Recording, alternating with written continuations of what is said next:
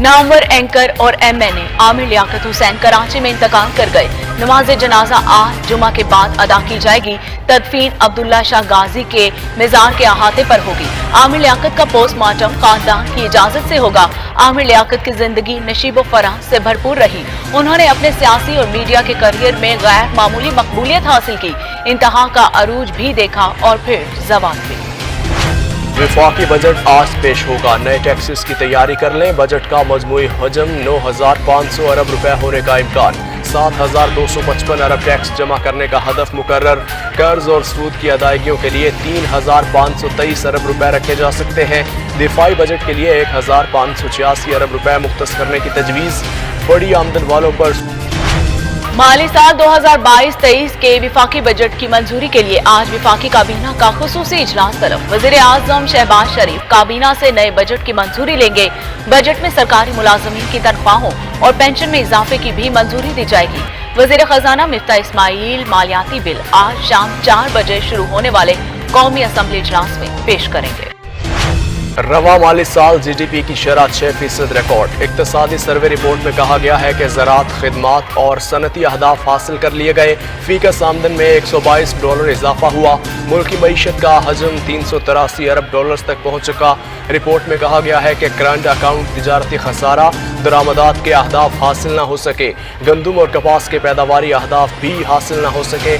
महंगाई की शरह का हदफ 8% था मगर 13.3% तक पहुँच गई। जुलाई ता अप्रैल करंट अकाउंट खसारा 13 अरब 80 करोड़ डॉलर।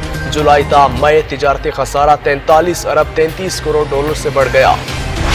आप लोग का जो ट्रेड डेफिसिट है वो इस वक्त 45 बिलियन डॉलर्स का हो चुका है और बड़े अरसे बाद पाकिस्तान का रिजर्व एक मरतबा फिर 10 बिलियन डॉलर से कम हो चुका है। इंशाअल्लाह ताला ये बढ़ के फिर 12 बिलियन हो जाएगा जब हम चाइना से 2.4 बिलियन डॉलर जो कि हम एक्सपेक्ट कर रहे हैं वो आ जाएंगे। इंटरनेशनल ब्रेंट प्राइस, ब्रेंट की जो ऑयल की प्राइस है, ब्रेंट प्राइस $123 और उसकी वजह से हमको पेट्रोल और डीजल भी पाकिस्तान में महंगा करना पड़ा 2 मरतबा। खान साहब ने जाने से पहले पेट्रोल जो था वो सस्ता कर दिया था। हम वो मुश्किल पैसे लेने में कामयाब हुए हैं और जो इमिनेंट डिफ़ॉल्ट की तरफ मुल्क जा रहा था वो अल्लाह ताला की मेहरबानी से अब हमने उसको अवॉइड कर लिया।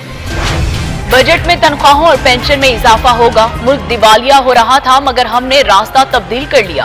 वजीर खजाना मिफ्ता इस्माइल कहते हैं तिजारती खसारा इस वक्त 45 अरब डॉलर के करीब है। इमरान खान ने रियासत के लिए बारूदी सुरंगें बिछाई।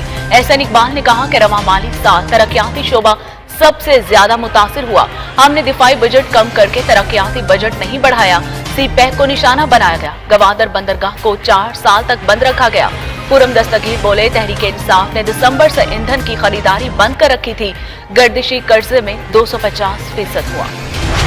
सर्वे ऑफ पाकिस्तान तो मुझे खुशी ये होती है हमारी आमदनी में इजाफा हुआ है। हमारे आखिरी 2 साल पाकिस्तान की तारीख में सबसे ज्यादा एक्सपोर्ट्स में हमारी बढ़ी है 32 अरब डॉलर। 4.4% हमारी एग्रीकल्चर में इजाफा हुआ है। इंडस्ट्री हमारी बड़ी 7.2%। हमारा जो सारा डैम्स का प्रोजेक्ट है वो अब खतरे में चला गया क्योंकि पैसा चाहिए बनाने के लिए, फॉरेन एक्सचेंज हमारे पास है नहीं। नैब का जो बिल पास करेंगे इससे ज्यादा शर्मनाक चीज उस मुल्क में हो ही नहीं सकती।